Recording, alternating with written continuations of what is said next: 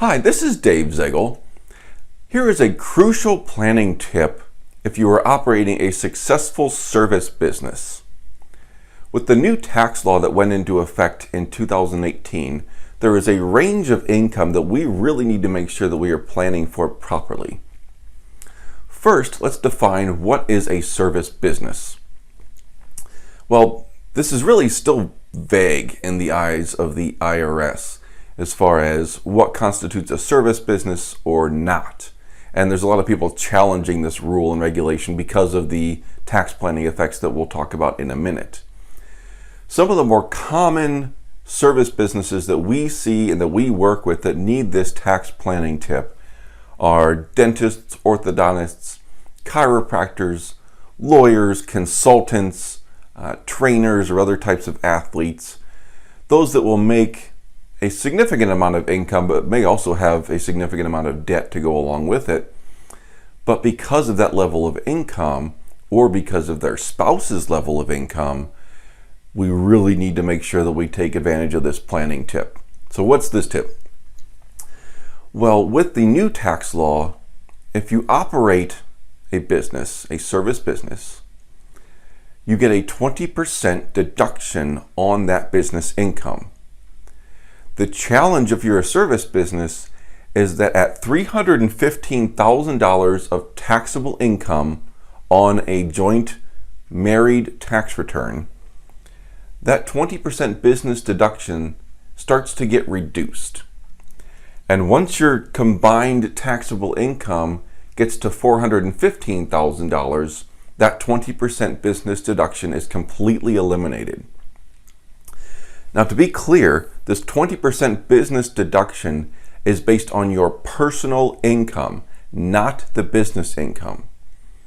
So if the business makes $1 million and you have 10 partners in the business, each of you gets $100,000 of that. And then how much flows through to your personal income is what determines if you still get to use that 20% business deduction. So it's important to note that these are personal taxable income levels, and in this case this is an example of a married tax bracket. If you're single, just divide it by 2 to get these numbers. Why is this $100,000 range so important? Well, if you combine the tax bracket plus the 20% business tax deduction, we will see that the difference between being taxed at $415,000 and $315,000 is approximately $47,500 in tax. So for an extra $100,000 of income, you get to pay over 47% in federal tax. This does not include state, this is only federal. So if you have a state, for example, we are in Missouri. If you're in Missouri, you can probably add another 6%, maybe, so we're talking $5,500 to $6,000 roughly of extra tax on top of this.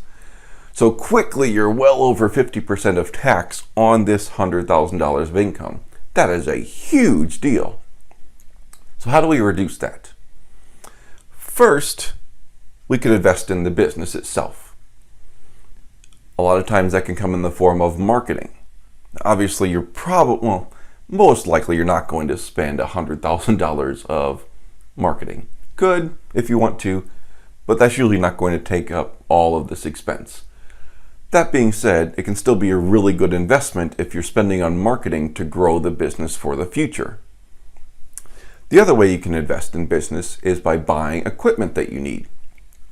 Now be careful with this one, because we see a lot of businesses who say, oh my, I need to get my taxable income down, I'll go buy some equipment, even if maybe I don't need it per se. And then they come along the next year and they say, oh, we have to get our income down, let's go buy some more equipment. And then they come back the next year and they say, oh, how are we going to get our income down? We need to buy some more equipment. The problem with this cycle is that, one, it may not be a good business decision first and foremost to be buying this equipment. And secondly, if you don't have the cash to pay for the equipment, you're adding on loans to the business. And the more loans you add on, the more income you need to pay for the loans. The more income you generate, the more taxes you owe. So you're starting this nasty cycle of building up debt by buying equipment just to get your taxes down in the short term. and then all you need is more and more income in the future to try to pay for these loans that you've built up. So be careful. Equipment purchases can be a good way to reduce your income, but really only if you need the equipment. And also it's usually just a good 1 or 2 year or every so often planning tip to reduce your taxable income. If you just think about it practically, if you have a business, let's say your business is generating all $415,000 of this income, there's only so many $100,000 pieces of equipment that you're going to need for your business. You can't just keep doing this every single year. So marketing and other ways of investing in the business, you could hire employees if you're overworked. So marketing, hiring employees, buying equipment, those are all good investments in the business. Just keep in mind that they should be good business decisions first and foremost. Otherwise, you're throwing away a lot of money. Another way to reduce your income, and one that we like quite a bit for a lot of our clients, is to start a retirement plan. Because if you're looking at reducing $100,000 of income, a fantastic way to do it is to give that money to yourself. So if you start a retirement plan, you're reducing your taxable income by shifting that money into a retirement plan for yourself and potentially also for your employees, which helps retention. Yes, you'll pay taxes on that when you take the money out in retirement, but you're getting an immediate tax benefit against this very large amount of tax in this income range. Plus, you're setting that money aside for yourself to grow for retirement.